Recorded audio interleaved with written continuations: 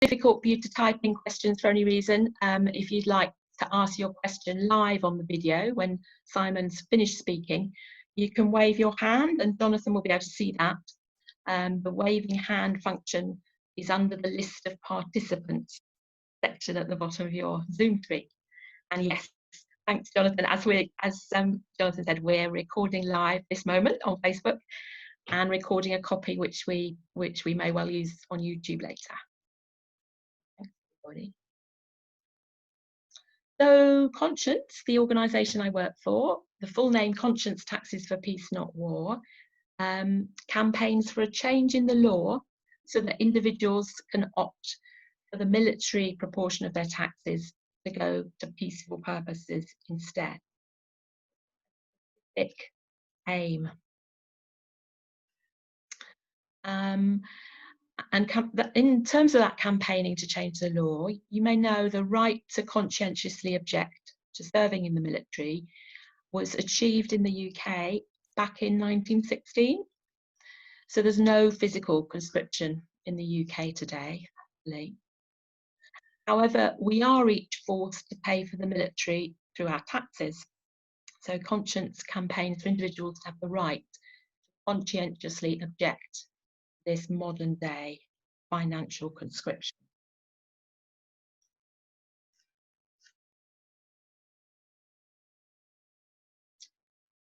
Just for a little bit of context, we've got a little bit of history of Conscience. So originally, Conscience Taxes for Peace Not War was known as the Peace Tax Campaign. I remember that from the 80s when I was involved. It was founded in 1979 by Stanley Keeble. And we've got several pages on our website about the history, if you're interested. Not expecting people to read all this, but it gives a sense of how active the campaign was within Parliament between 1993 to 2006. You can see a whole series of early day motions, 10-minute rule bills, petitions, all trying to achieve recognition of that right to conscientious objection to paying the military. Later, 2004, the Peace Tax 7 were a group of individual citizens in the UK who made a personal decision to withhold the military part of their taxes. And they fought very persistently for the legal recognition of freedom of conscience to be realised in UK tax policy.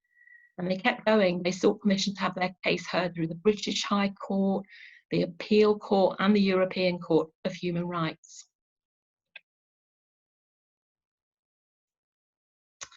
We're coming to today, the staff team. This is Faye Salihu, a fundraising and membership officer who you'll be hearing from, Jonathan, office manager, and myself, the campaign worker.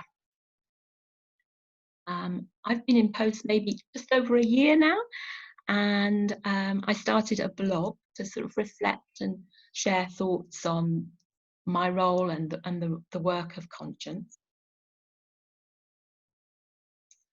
And these are some of the posts in the last year.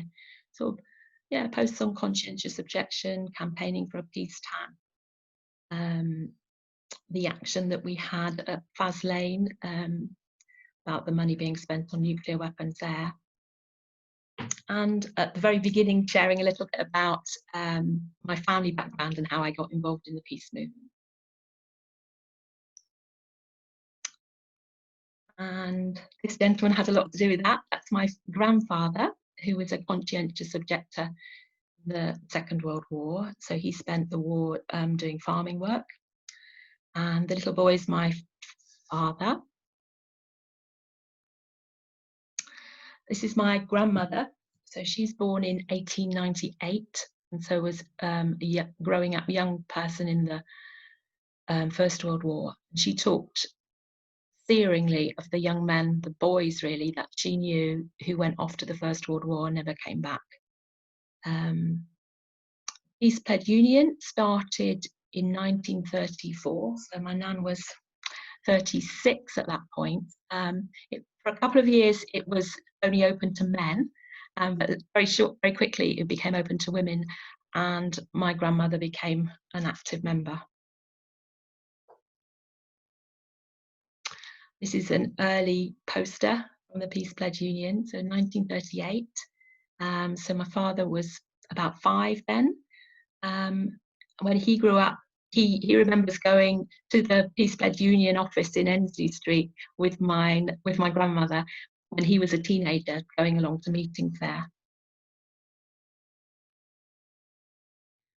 And then when he was a young man, that was after the war, he was a conscientious objector to national service and applied to do his alternative service with the Quakers, working with my mum as a youth worker in the East End of London. Yeah. So when I joined the Conscience staff team a year ago, there were a lot of resonances because one of the first events I went to was the Peace Pledge Union AGM, and I saw this amazing banner and I met Symon for the first time. And then later in the summer, the Conscience staff team went to the Peace Pledge Union office and spent the afternoon with the staff team there, which was really enjoyable and really helpful. So I'm coming to introduce Symon Hill, our guest speaker. Thank you, Symon, for joining us. So, as I said, Symon is the Campaigns and Communications Manager at Peace Pledge Union, a pacifist network promoting active nonviolence and challenging militarism. Symon is an author, tutor, activist, socialist, Christian, and a pacifist. Thank you so much, Symon, for joining us. The picture we have here is, yeah, the picture we have here is we spent a bit of time getting to know each other at the international conference in Edinburgh in December. So that was the War, Tax Resistance and Peace. It's lovely to have you with us. Thanks, Symon. Thank you very much, Karen. And thanks to Karen and Jonathan and Faye and all at Conscience for inviting me to speak to you at the first Conscience webinar, which is even more of an honour. I'm going to talk for a bit about conscientious objection in the past and why it's still relevant in Britain today in a context in which we don't have physical conscription.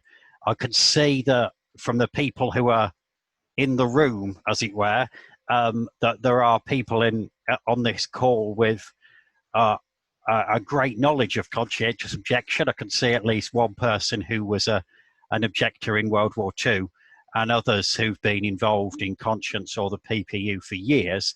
But I'm pretty sure there's other people on the call who are newer to these issues as well. And we all bring our own experiences and backgrounds and perspectives. And I hope when it comes to questions and discussion, we'll all have a chance to learn from each other. So I'm not going to speak for too long. I'll try and keep to that commitment. And I am going to have to speak about some things fairly briefly. So if I rush through large periods of time in a sentence, I do apologise, especially to those of you who were involved in some of the things I refer to. It's just the constraints of time, but I'll happily answer any questions about where you can get more information about such things. I hope this all works on Zoom. If you're like me, then 3 months ago you'd have barely used Zoom, and now you'll be like using it all the time. I've got used to people having their names underneath them, so I don't forget their names. Once we're physically meeting again, I'm going to find it quite hard not having everybody's name written underneath them. I have to remember their names again. I'm going to try and share the screen.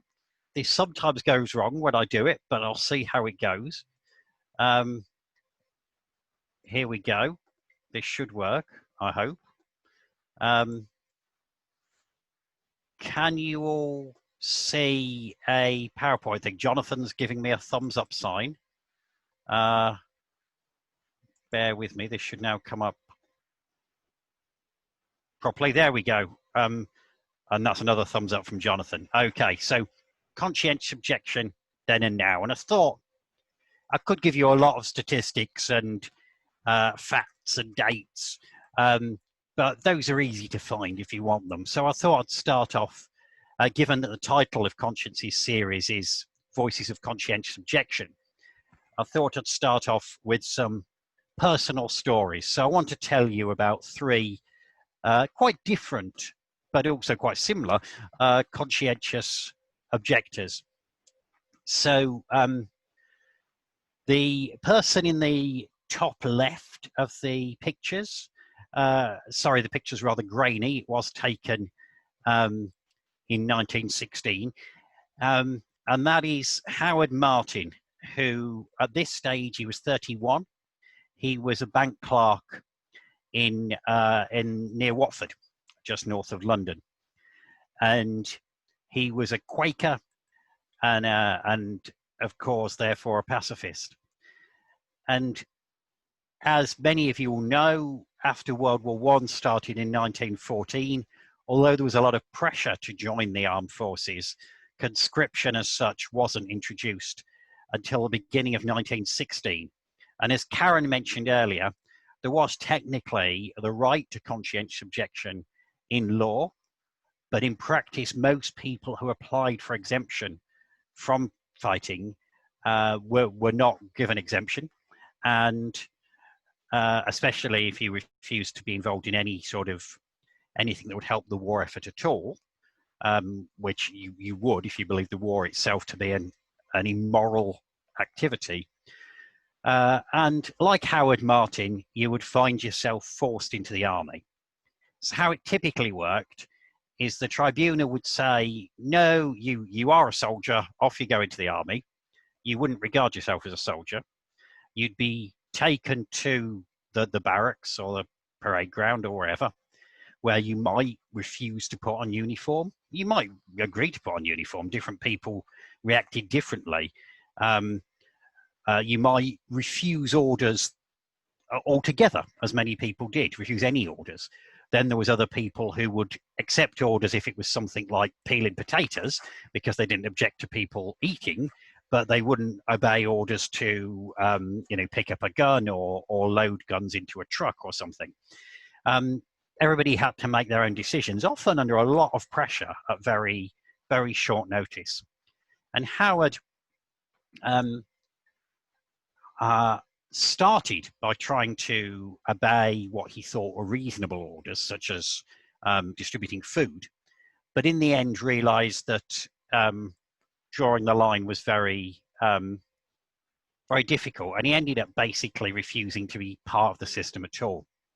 And what would happen is that you'd be accused of disobeying orders because you were technically a soldier, in the eyes of the law, if not in your own eyes.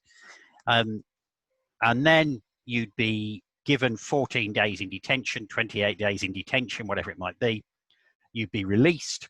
You'd be given another order. You'd refuse that, another 14 days in detention, and so on and so on. Unbearably, unimaginably stressful, in some ways much harder than it became later in the war, when COs were more often just given 2 years in prison and went to a civilian prison. Howard found himself amongst one of 35 prisoners who were especially badly treated.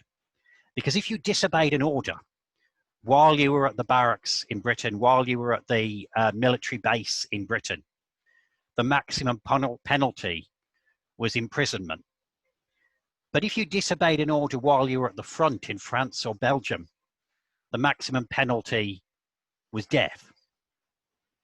And the army, in an attempt to break conscientious objectors, shipped 35 objectors who were technically soldiers out to the front in France to tell them that they were soldiers and they had to fight, and if they refused orders, they would be shot. And these 35 conscientious objectors, COs as we say for short, these 35 COs, all of them, every one of them, refused to obey orders. They were all ready to go the whole way, unimaginably. The oldest amongst them was 34, the youngest was 19. And they, this odd collection of Christian socialists and Marxists and Jehovah's Witnesses and anarchists, all of them refused. And they were all sentenced to death. Howard was the first to be sentenced to death but at the last moment, because of lobbying back in Britain, the sentence was commuted to 10 years imprisonment. So Howard Martin, perhaps a common image we might have of a conscientious objector. But the other two pictures you can see here, these are people who you can tell have been around much more recently. So the person on the right, the woman on the right, that is Taya Kamina. I hope I'm pronouncing her name right. She is an Israeli. And like all Israeli men and women, she faced conscription at the age of 18. There are a few exemptions I won't go into now, but mostly you're generally expected to join the armed forces at the age of 18 in Israel. And it's one of the few countries that conscripts women as well as men, although the number the number of countries that do that is increasing. And Taya went through an experience in some ways not dissimilar to Howard Martin all those years ago. She refused to join, was given so many days in prison, refused again, so many days in prison again, and so on and so on. After a while, she'd been a total of 150 days in prison, but that was in 6 or 7 short sentences, which in some ways, I think, I don't know, I find it hard to imagine. I suspect it might be more stressful than just having it all in one go and knowing where you are. What tends to happen in Israel is that after a few of these sentences, the army will sometimes give up. And they decided that Taya could be released from the army on ground, or should be released from the army on grounds of bad behavior, which is ironic, really, as War Resisters International said at the time, if there was more bad behavior like this, the world would be a better place. But of course, it's meant to be a deterrent to other people. Taya was eventually released in 2016. And the third person here in the naval uniform, that's Michael Lyons, and he's British, and he's a very recent conscientious objector. If you haven't heard of Mike Lyons, you might be wondering how somebody could be a CO in Britain so recently, given that we haven't had conscription in Britain since, as Karen mentioned, since the early 1960s. And yet, if you voluntarily join the armed forces, you obviously find yourself going through all sorts of experiences that would be unimaginable to most of us. And many people find their feelings, their views, their perspectives changing. And in theory, if you develop a conscientious objection to war while you're in the British Armed Forces, you have a right to apply to be discharged. It's very much in theory. It very rarely happens in practice. Oddly, when it does happen, it's usually the RAF, but I won't go into that now. Mike Lyons, at the age of 24, I think he was, having been in the Navy a few years, found that he could no longer conscientiously support the war in Afghanistan. And in 2010, he applied for exemption and for discharge as a conscientious objector. He went through all the procedures properly. He went through all the regulations properly. He went through every stage. His commanding officer said he was naive and wrong, but thought he was genuine and said he should be discharged. His chaplain, his Christian chaplain, said he should not be discharged, which to me as a Christian makes me particularly angry.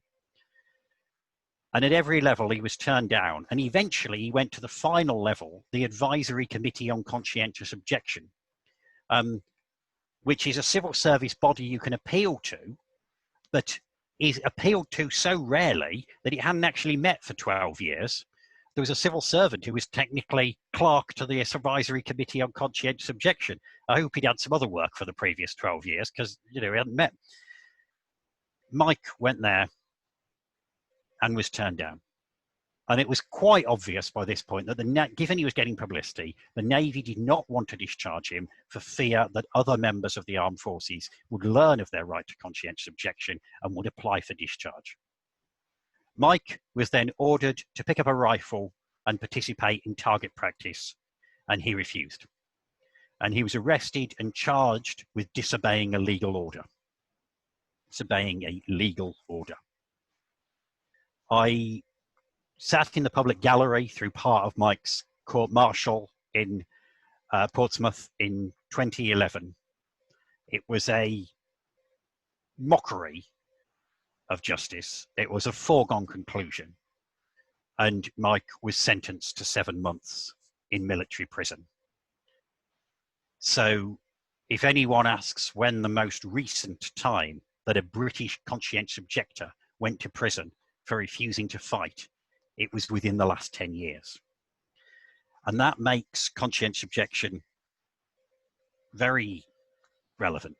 And it's conscientious objection that the PPU talks about a lot, not only because we support people internationally, such as Tyre, not only because we support members of the British Armed Forces who have a change of heart, such as Mike, but also because we think there's a lot to object conscientiously to in Britain today for all of us about war and militarism. In World War I, men who were of military age, as it's called, who were anti-war, signed a pledge to refuse conscription. They formed the No Conscription Fellowship. This idea was revived in the 1930s, as Karen mentioned, with the launch of the Peace Pledge Union, initially for men who to sign to say they wouldn't fight, and then open to all people a few months later to sign to say they wouldn't support or condone war, and they would work against war. And this is the PPU in its early days, or the No More War movement, which merged with the PPU. I'm intrigued by the No More War movement youth section and their choice of attire for this march, presumably, where they've perhaps smarter than some of us in the PPU are today.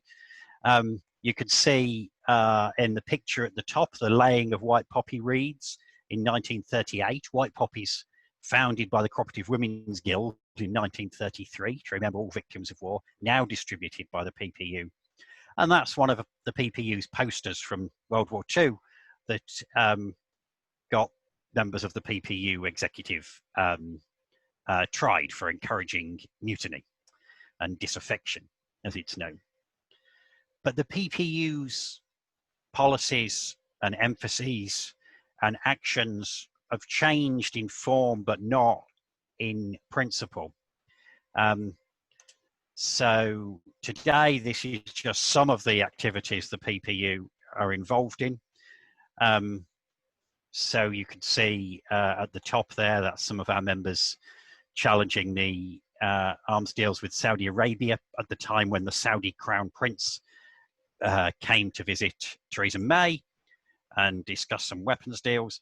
I see in the last couple of days, Boris Johnson's offered citizenship to Hong Kong citizens who are indeed being oppressed by the Chinese authorities, while happily selling weapons to regimes elsewhere that are oppressing people in similar ways. And that demo was outside Downing Street. And the bottom right corner, you can see people selling white poppies in North London, some PPU supporters there. Top right corner, that's Sarah Reeder, one of our members being arrested at the London Arms Fair a few years ago. And that postcard saying war is not family entertainment relates to one of our campaigns that I think is very relevant to conscientious objection. Because we work in a number of areas. We work in 4 broad areas: peace building and non-violence, which includes our educational work. We've just had a whole new revised load of educational material go on our website in the last few days, thanks largely to my colleague Saffron, who I think is in the room. Saffron's our education worker. We also work on remembrance and white poppies, on military spending and recruitment. And one of the areas that I particularly work on is everyday militarism. Because, as I say, we do work as part of the British section of War Resisters International, pacifists around the world. It's a real privilege to be part of that movement, and we do support COs in countries that still have conscription, such as Israel and Colombia and Turkey and Finland, and Ukraine. Increasingly, Ukraine pacifist movements just affiliated to War Resisters International. And we do remember those COs such as Howard Martin of the past and support those COs in the armed forces now, such as Mike. But actually, Britain remains a very militarist society, remains a society with the 8th highest military spending in the world, one of only 9 nuclear powers in the world, and a society in which criticism of the basis of the armed forces and the idea of war is still very difficult. And this finally is what we call everyday militarism. And war is not family entertainment. And that's a postcard people give out on Armed Forces Day. PPU supporters and allies around the UK will go along to Armed Forces Day events and give out that postcard. And it was Armed Forces Day last Saturday, as some of you all know, obviously much more muted this year because of the pandemic and lockdown, but you still had Boris Johnson talk about his love of the armed forces. Keir Starmer, in almost identical words, say how much Labour supported the armed forces, and members of the armed forces were welcome in the Labour Party, and didn't say anything at all about the abuse within the armed forces, the recruitment of vulnerable teenagers, the allegations of racism in the armed forces, let alone about what the armed forces is actually for, what its core purpose is of war and preparation for war. And these messages of militarism come in subtly. And after, I know many of you will remember, many of you will have been involved in the protests against the Iraq war and the Afghan war some years ago. You know, we all remember, lots of us remember that massive march in London. And with the rise of opposition to actual war, the response of the military establishment was to try and talk up support for the armed forces, to get support for war by the back door, support for militarism as an idea, as a way of organizing society, a way of approaching the world's problems. And so from around 2005, 2008, especially in 2010, we start to see more everyday militarism. So I'm going to give you an example. This is in Leicester a few years ago to mark Armed Forces Day. Here's a small child being invited to handle a very large gun. That gun's longer than the child. There is no way that anyone at that stand has given that child any impression of what somebody looks like after that gun has been used against them. There is no way that that child has been told what it feels like to be the child of somebody against whom that gun has been used. That portrayal of a gun as an artillery piece as an exciting activity is essentially a massive lie in and of itself. And yet these sort of events on Armed Forces Day, but also in streets, in city centres, particularly in working class areas that aim for recruitment, these sort of events have become increasingly common. There is no age limit on, in most places, we'll see an example of a difference in a minute, there is no age limit on who can be involved. It helps to recruit a small number of people to the armed forces and a much larger number of people to a militarist mindset. Here's another one. This is in Llandudno in 2018, where the national event for Armed Forces Day was held. That girl could barely reach the controls on that gun. She had to be sort of helped up. And then the next one is particularly shocking, so brace yourself. The child's face has been blanked out for obvious reasons. This is in Lincolnshire last year. This is a child no more than 5 years old. This is a toddler, where a soldier visited a nursery in Lincolnshire, and children no older than 5 wore real military body armor and helmets, while the nursery staff took photos of them that they then posted on to Facebook. This is the reality of everyday militarism in Britain. And it takes various forms. So Communities are militarized through things like Armed Forces Day. It only started in 2009, and it was a response to opposition to the wars in Iraq and Afghanistan, all the talk about supporting the armed forces and so on.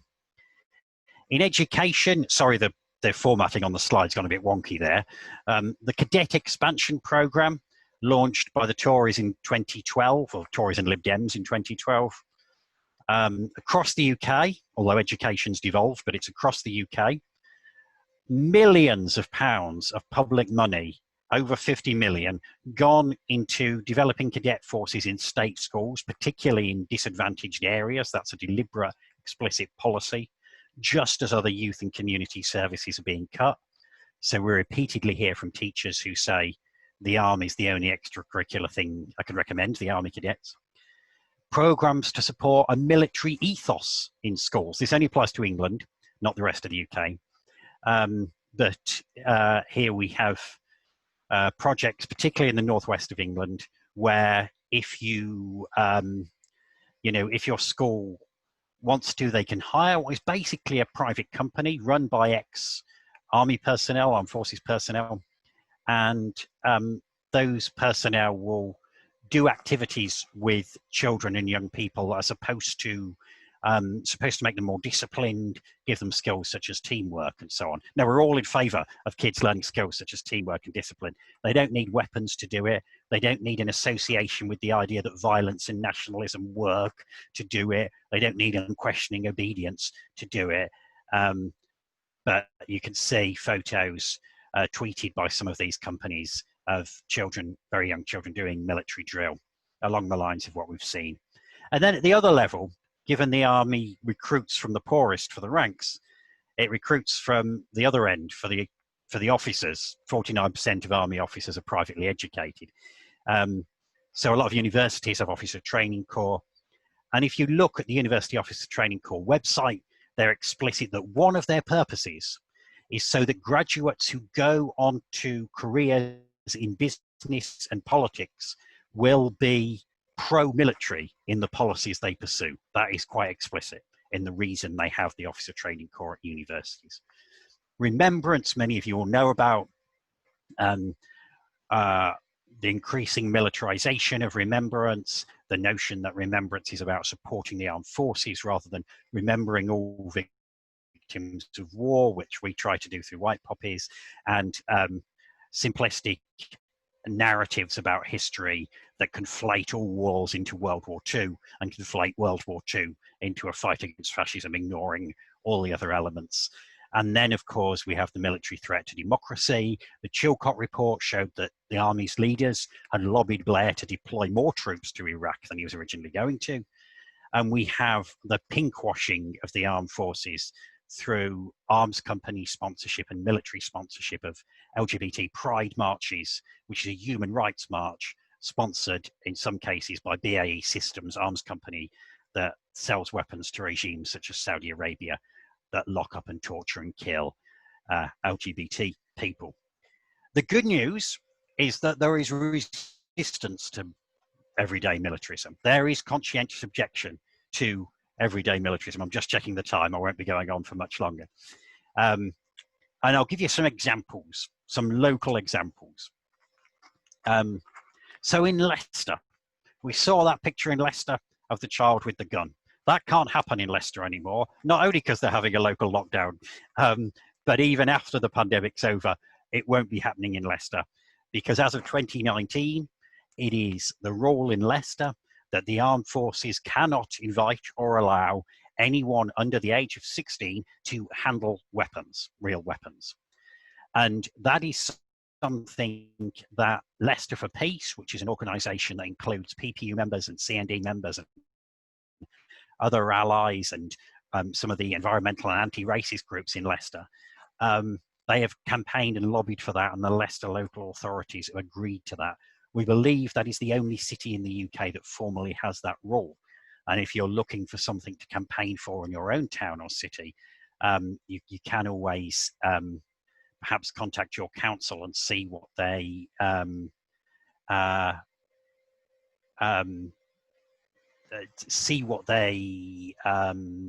would say about such a policy. I know in Chester they've been very resistant to our members there campaigning for it, but in some towns it's not being raised. So well done, people in Leicester. In Swansea, or Abertawe in Welsh, a school last year allowed white poppy wreath to be laid at its remembrance ceremony because of one student who happened to be a PPU member, asking for it, pushing for it, politely but firmly pushing his head teacher on it. Quite a small scale thing, you might think, but this is a step forward. That meant that the students and teachers in that school heard a different message about remembrance. And then when it comes to sponsorship of Pride, what we often find is that Pride March one year, sponsored by an arms company, has military marching at the front of it, something like that. And nobody objects, sorry, I should say, nobody objects to arms company employees going on Pride as individuals, or soldiers going on Pride as individuals. It's when it's used to promote an arms company or to promote the military that we object. In both York and Bristol, military sponsorship one year, there were protests, no military sponsorship the next year. So, you know, that can change. I know of at least one case, I'm sure there's more, in Cheshire, where a primary school ended a military ethos project because the teachers themselves campaigned against it. Not publicly, but subtly and internally with some support from us. Glasgow, massive example, probably the biggest example of local peace activist success, when after hosting the UDT Arms Fair the other year, they decided not to host an arms fair again. On a much smaller scale, but important, they also cancelled an Armed Forces Family Fun Day, as in children with guns, the year before. And then UK-wide, Simon Ramachi, who's a PPU member in Essex, in Colchester, as a St John Ambulance volunteer, campaigned successfully for St John Ambulance volunteers to be allowed to wear white poppies on shift. And you might say, that's not local, that's the whole of the UK. But what I would say is it is community campaigning, in the sense that the community was the community of St John Ambulance volunteers. So when I talk about people taking action in their community, that might be in a local sense, it might be your town or your village or your city, but it might also be the charity you belong to, the union you belong to, the LGBT movement. It might be a cultural or faith-based group of which you are part. And I mention these local examples rather than talking about national campaigns, because this is where conscientious objection manifests itself in Britain today. Those teachers in Cheshire said, I object conscientiously to sending the kids in my class to a military project. The parents in Leicester said, I object conscientiously to walking past this stall every day where children are being given a deceitful image of war. The protesters in Glasgow said, I object conscientiously to paying taxes that will subsidise this arms fair. And of course, I know Conscience as an organisation is much more specific than the PPU. They campaign about taxation for military purposes. And there's many examples which Conscience can tell you better about than I can, of people who've refused to pay and gone to court. Often has to be self-employed people, of course, because for the rest of us, tax is taken from our payslip. But you know, there's people who've refused in that way. So one final question: how can I be a conscientious objector in Britain today? Well, you can support conscientious objectors around the world. You can send letters of support to people in prison in Israel or Colombia or Turkey or wherever it might be. But I think you can also be an objector in your own community. And sorry, I'm just trying to change the slide and not managing it. Oh, there we go. Thank you. So one of the things I particularly like, a very small but important bit of conscientious objection, is linguistic resistance, because the military have conscripted our language so that they talk about defense when they mean war, security when they mean war. You know, war doesn't make us secure. We're made secure in Britain by the same things that make people in Russia and France and China and Hong Kong and Colombia secure. We're made secure when we have food, when we have decent housing, when we know where the next meal's coming from. where we don't have to worry about having enough work or enough income. We're made secure by supportive communities and decent health services and decent schools. We're made secure by knowing there can be a decent response to COVID-19. Yet actually the MOD's own own reports for 10 years have been saying a pandemic was a serious possibility, but they put the money into defending us in a military sense rather than defending us from what really threatens us. So let's use the words defense and security and war. Let's say what we mean. Let's resist. Let's not go along with saying defense when we mean war. Tax resistance, of course, has been mentioned. It's a big thing for Conscience. They can tell you more. Speaking out in everyday life doesn't mean being argumentative. It just means politely expressing a different view, perhaps around the dinner table or in the pub or whatever. But sometimes it can also be helpful to say, actually, what form does militarism take in my community? Does my local council give a cheaper rate to the armed forces when they have a recruitment store than other recruiters, thus effectively subsidizing them with my taxes? I could write to my council and find out.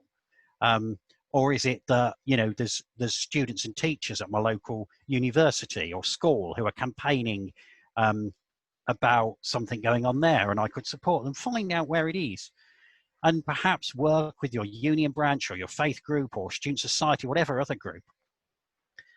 And I think it's great to join campaigns on national and international issues. I'm not discouraging that for a moment.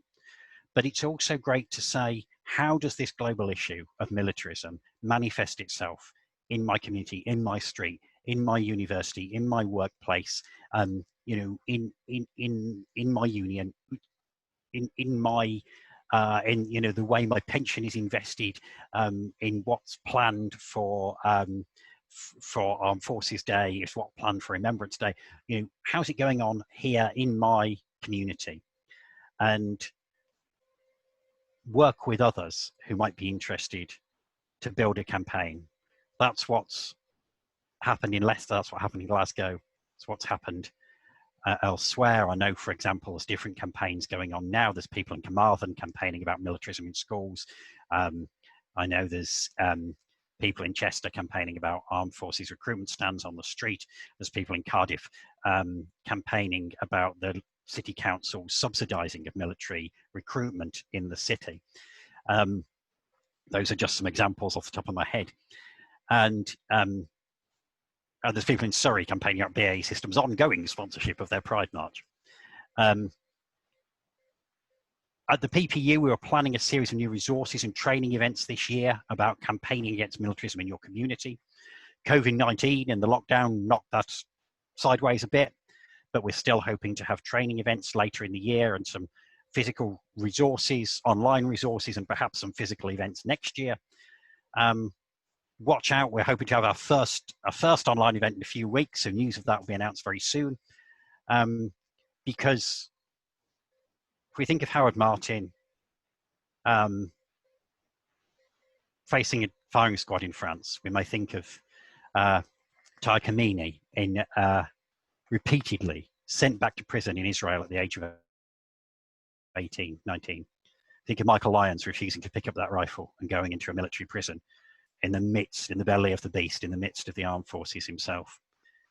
And sometimes people look at them and say, that's really inspiring. I would be a conscientious objector. I don't want anyone to say, I would be a conscientious objector. I want you to say, I am a conscientious objector. And let's conscientiously object to war and militarism. And let's conscientiously affirm peace and community and justice and active non-violence. Thank you.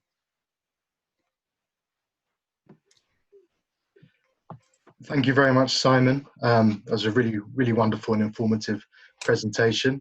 I'm sure you can all agree with me that we all gained a lot from that. I'm now going to open it out for questions for about roughly 10 minutes of questions. You could pose those questions in one of two ways, either using the chat box, which some people have already begun to do, or you could raise your hand if you want to ask a question personally.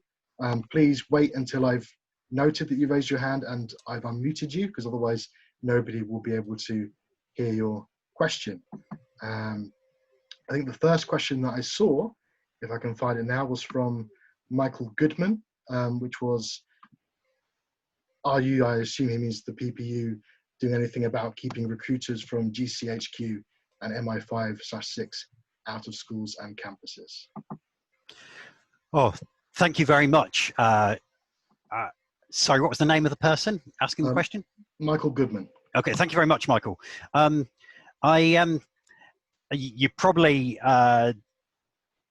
referring in part to the story that appeared in the media a few weeks ago, that GCHQ was running events at schools in Gloucestershire. We talked about this with our allies at Forces Watch, which is another campaign group. As much as we can make out, it is at the moment confined to Gloucestershire, but we're trying to find out more. We're trying to contact teachers groups and other campaigners in the Gloucestershire area about GCHQ particularly. It's early days because we've only just discovered this, and contacting teachers at the moment is particularly difficult because they're all understandably very stressed about the whole situation of schools reopening and so on. I can't say it surprised any of us at all. We're not aware of MI5 officially running much in schools, other than the few bits that have come out around the GCHQ story. Military themselves in schools and arms companies in schools is a much bigger thing and is happening much more widely. But what's most helpful, particularly if it's something like GCHQ in Gloucestershire, is having parents and even local residents in the area contact schools and ask things directly, contact local papers, contact the local council, and we're happy to give advice to anyone wanting to do that in their local area. And anyone who is in Gloucestershire and does know anything about the GCHQ thing, that would be really helpful. More generally, whether it's GCHQ, MI5, military, BAE systems, whoever, write to your local school, write to your local council. If it's a school, it's better if you can get a teacher or parent, or even one of the pupils themselves if they're older, to raise that. And what particularly alarmed me around that story that I think you were referring to, Michael, is that some schools had turned down freedom of information requests on grounds of national security. Now, I'm used to the MOD doing that. I'd never heard of a school using the national security exemption for a freedom of information request before. And that's funny on one level, but it's also something that we need to try and stop becoming a regular event. We're hoping for something about GCHQ being a bigger issue in the media soon, but we're really trying to connect with people locally so that we're supporting them rather than sort of just diving in. I hope that answers your question to some extent. Thank you very much. Can I also remind you, if you're struggling to find the raise hand button, if you click on participants, you should be able to find it there. The next question, I believe, was from Shan Oakes, who asked, how can teacher unions be encouraged how can teachers unions be persuaded to encourage resistance in schools? Yeah, I think it's a good and difficult question. Every year we go to the conference of the National Education Union, previously the National Union of Teachers. Obviously not this year, it was cancelled because of COVID. And what we often find is that there's a lot of teachers agree with us, either completely or mostly. But there's not many for whom it's a priority because they've just got so much to deal with. And it's not persuading them to agree, it's persuading them to make a priority of it. And I think it's sadly militarism in school, now it's becoming more common. There are more teachers who are very worried about it. But what we sometimes find is if you can find one teacher in a school, one parent in a school, one student in a school, one teacher in a union branch who is passionate about it, they will do enough to get the support of others who agree but haven't got that much time, or agree, but for whom it's not a priority. So it's sometimes about identifying the one or two individuals who will push things a bit further.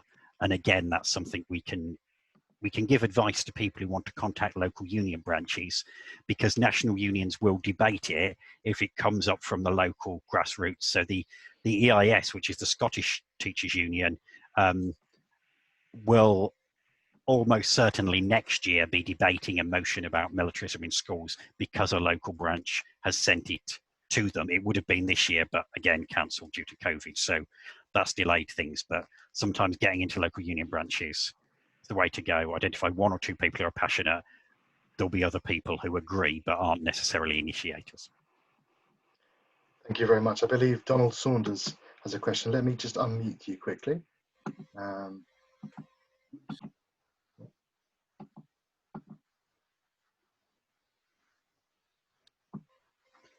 Can you hear me? Hello, Donald, we can hear you now. Yeah. Hello. Well, really, it's more a statement than a question. I want to compliment Simon. I know Simon because he was the person who came to help us in Llandudno at the Armed Forces Day, which I was organising with some others. And he was so helpful there. And I want to thank him for doing so. But I think this is the thing. I was a conscientious objector in the last war. My father in the First World War in prison for 3 years. I was a conscientious objector, and I was actually the secretary of the Peace Pledge Union in our local town in 1941. So I have a long association with the PPU. And it's an excellent organisation which is maintaining this talk for peace, which I've continued. I'm 95 now, by the way, so I've been doing this quite a long time, and I'm still continuing doing it. It is essential that we do talk to people about it. They don't hear it in the media at all. And so if you can get the view across them, at least they can start thinking about it. They may disagree, most of them do, but nevertheless, several do take it on and think more seriously about it. So anyway, I won't spend any longer, but thanks very much. And thank you, Simon. Oh, thank you, Donald. And thank you so much for continuing to inspire me. I think Donald's too modest. He did probably more than anyone to organise the protests against the national event for Armed Forces Day in North Wales 2 years ago. And as he said, he was a CO in World War II. He's also the PPU's longest serving member, having been a member continuously since 1939. You know, with so much in the media about former soldiers in their 90s, such as Captain Tom Moore, you know, doing the length of his garden to raise money for the NHS, which is very admirable. Of course, you know, I think our next fundraising plan has to be to get Donald to walk up and down his garden to raise 30 million quid for the PPU. But you know, I think he as a former CEO, but I think the amount that Don has done is amazing, and he inspires so many of us. So thank you again, Donald. Thanks very much. It's very good of you. Thank you very much, Donald. We have time for 2 more questions. I think the first one is from Steve Ballard. Let me just a bigger one. Mine is no question. I was just acknowledging, expressing my appreciation for the contribution that Donald made. By the way, Simon, of course, yours as well. And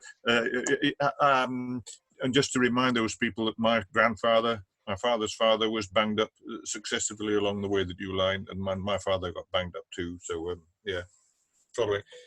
Yeah, good. All power to all of you. Oh, thank you. Thank you, Steve. Probably time for 2 more after that. Yeah. There's no need to answer. Yeah. 2 more questions. Does anyone got any questions? I can't see any hands or questions. I think there was a question in the chat as I was talking. Okay, there's several.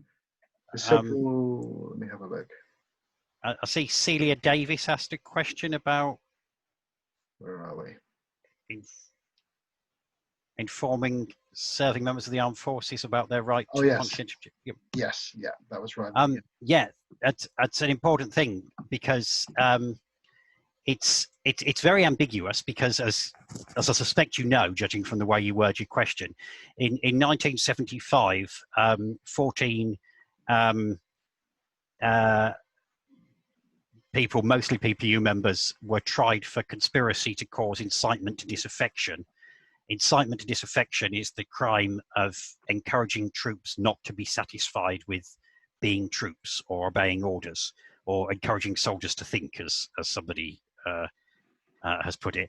And the people who were tried in 1975, while they had done a number of things that went beyond that, some of them had simply given leaflets to soldiers about their rights to leave the armed forces. Some of the leaflets included ways of leaving that were themselves illegal. So it's legally very ambiguous. But after 2.5 months trial, the jury found them not guilty on all 31 charges. Nobody's been charged with it since then, and that was 45 years ago. And that some of those people who were charged are still involved in the PPU. Albert Beale, for example, who was chair of the PPU until last year, Bill Hetherington, our archivist, Gwyn Gwyntifer, Chris Roper, others are sadly no longer with us.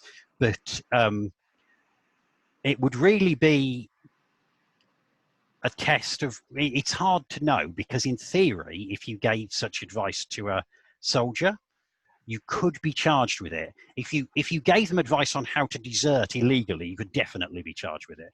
Giving them advice on how to leave legally, it's ambiguous. I think in practice, it's pretty unlikely you'd be charged with anything unless you made a massive project of it.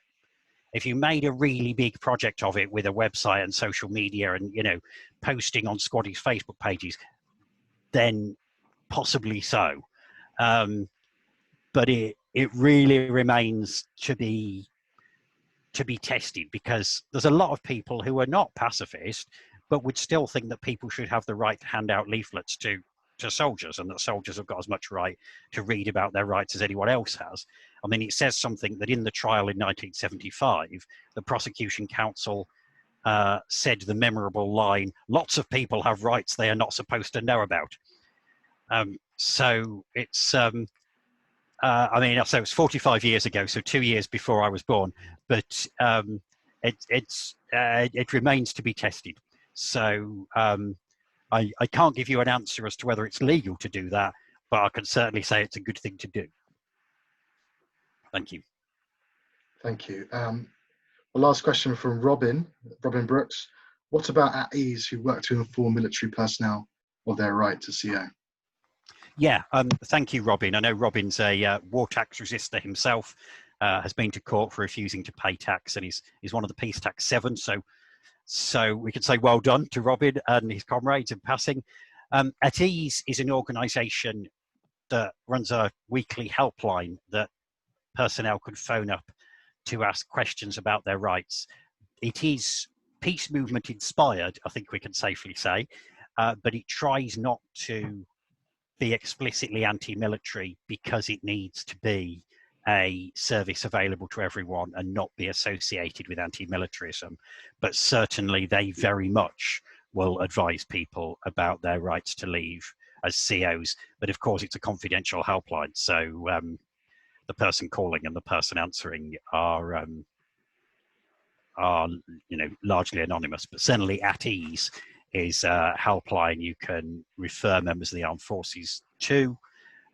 There's also the Before You Sign Up website, and far less balanced is the Don't Join the Army website, which was set up by Veterans for Peace, so ex-forces personnel talking about their own experience.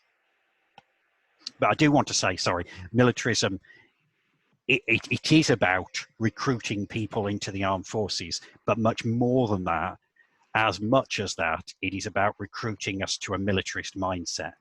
Because, you know, when the army go into schools, some young people may grow up and at the age of 15 years and 7 months apply to join the army. You can join on your 16th birthday. You can apply when you're 15 and 7 months, youngest age limit in Europe. Some of them will grow up and do that, but a much larger number will grow up not doing that, but still thinking that war is necessary, that when war happens, it's the British who are the goodies, or, you know, that's put into adult language, but it's basically the same thing, assuming that it's the British that are right. Grow up with the assumptions many of us have embedded within us. I grew up with those assumptions too. You know, that violence is the ultimate solution to conflict, that your nationality overrides other aspects of your identity or common humanity, and that questioning obedience is something to be admired rather than an assault on human dignity. So tackling militarism is about tackling mindsets. It's about tackling the structures of capitalism and racism and sexism that often overlap and intersect with militarism, as much as it's about tackling military recruitment. Really important though that is as well. Okay. Thank you very much, Simon, and thank you very much for all your lovely questions. You can all have a silent round of applause for Simon. Thank you very much. Thank you very much. I'm now going to hand over to our fundraising and membership worker, Faye Salehu, who's going to do a presentation on how you can help us as an organisation. Hello, everyone. Thank you for joining us today to our first webinar. I am Faye Salehu, and I am the fundraising membership worker, as Jonathan already mentioned. And I will talk about a little bit about myself and my involvement with Conscience. So I've been involved with Conscience for the last 3 years. I started as a volunteer, helping in organizing various events. At some point, I was keeping the office going for a few months while the executive committee were reviewing the staffing structure.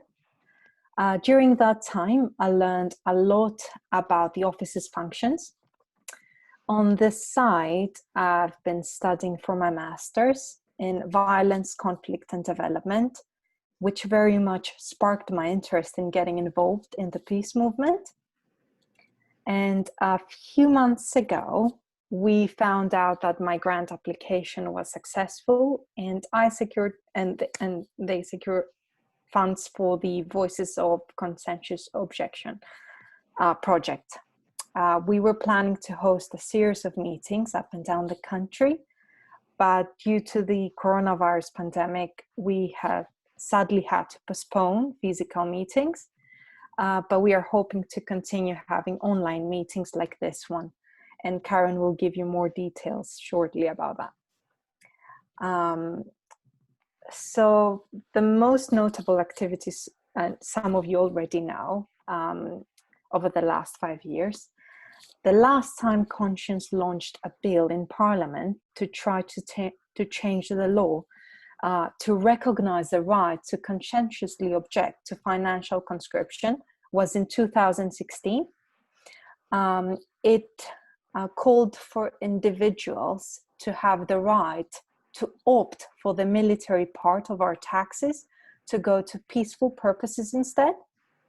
And Conscience will continue to fight for a bill to be passed in the Parliament at a later time. You can find a full copy of the bill, including a historical background of the peace tax movement on our website. So one of the very first events I organized was the Aid Not Arms. Some of you may have already heard about that event. Conscience held a discussion on the securitization of aid and how this could be a significant challenge for the primary purpose of aid, with great speakers, mostly academics and from other peace organizations. That was back in 2018. And this is my former colleague, Dr. Tim Street. And in 2018, we had one of the most significant events hosted by us. Was the launch of the report, Minister for Peace and Disarmament, an assessment by Dr. Tim Street, in Parliament, and the event went very well. You can find a full report on our website. And these are the activities that we do every year, the most important events in our calendar. As a representative of Conscience, I have not missed a single gathering for the last 3 years. And most of the time we help organize the ceremonies among other peace organizations like the PPU that take place in Tavistock Square, central London, each year.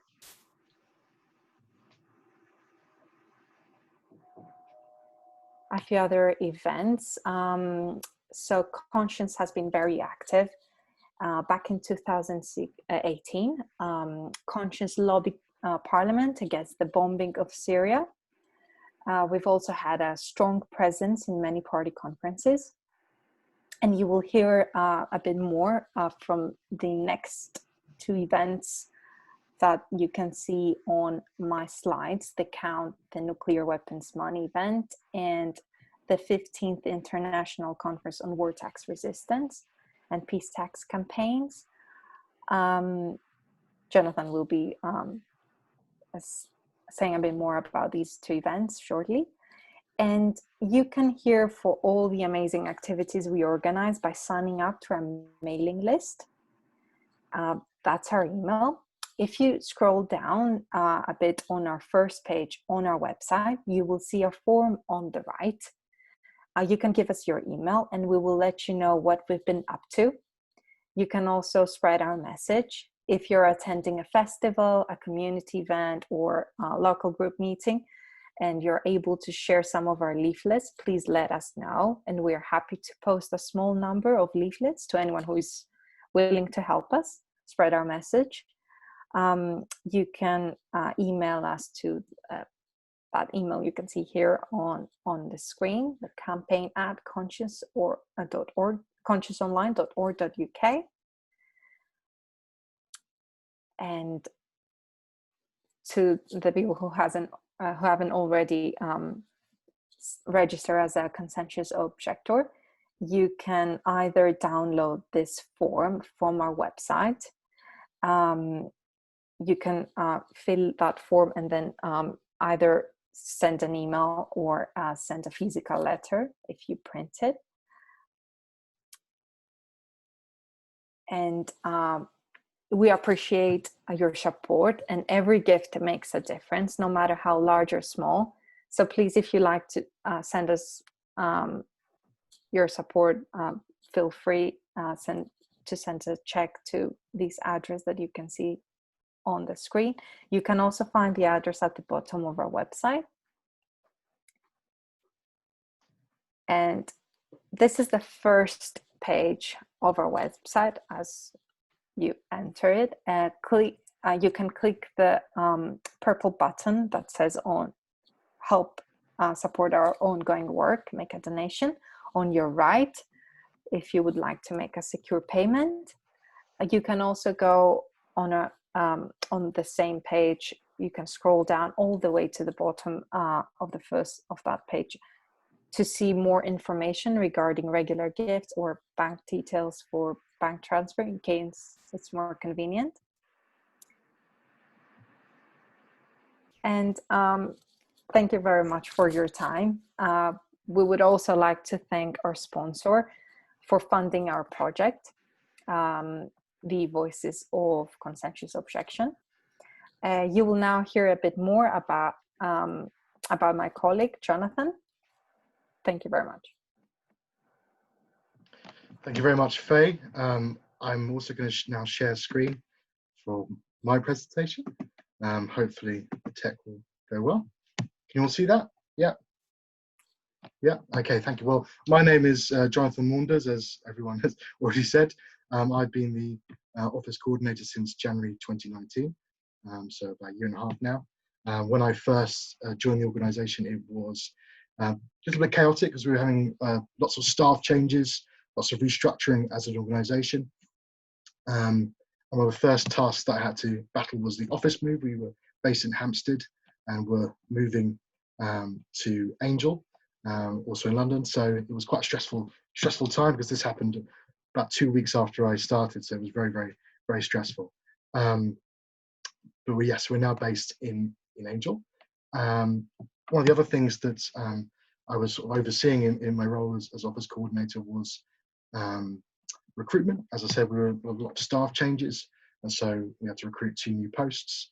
Obviously, Faye said that she was, as Faye's already said, she was been involved in the organisation for several years, but it was good to sort of tie her down to a permanent role. And similarly, we were able to recruit Karen, and we haven't looked back since. If I go to my next slide, our activity, which Faye sort of introduced a little bit.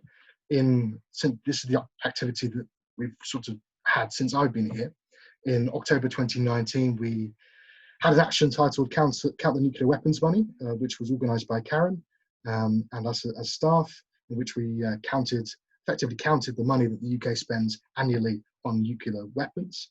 You can see in the bottom right-hand corner 2 of our volunteers on the day counting the notes we had. You can, if you want to, we can even send you some of those notes, which we now have turned into leaflets. So please do get in touch if you want us to do that. Also, in November of the past year, we organised the 15th International Conference on War Tax Resistance and Peace Tax Campaigns. That was in Edinburgh. So that's the 15th International Conference. So I was uniting war tax resistors and conscientious objectors from across the world. The last conference before that was held in Colombia, which just shows you how international it is.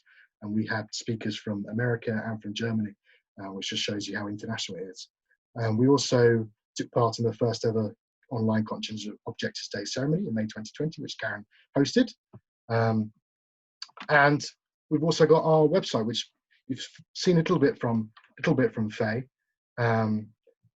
If you click on that link, you can see our website. You can catch up on all of the interesting things that we're doing, all the activity that we're doing, all our news, all the useful links and resources that we have. So please do take some time later and have a visit. It's conscienceonline.org.uk. We'd also like to show you our Twitter. Our handle for Twitter, if you're on Twitter, is @PeaceTax. There's a little picture of what you should be finding when you log on and find our Twitter. So please do have a look at our tweets. We're always tweeting about our activity, what we've got planned next, including this meeting, as you can see from the picture. So please do like and share our tweets, because organisations like us rely on our tweets being shared and reaching new people. We've also got Facebook, which you can find by searching Conscience Taxes for Peace, Not War. Again, that's what you should be finding.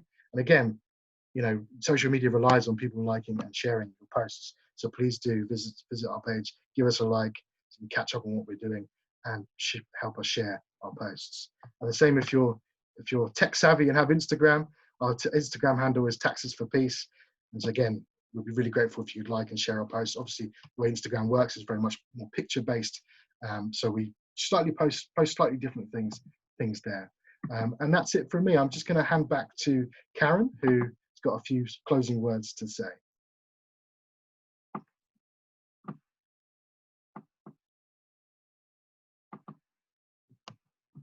Yeah. Hello again. Do this. Share.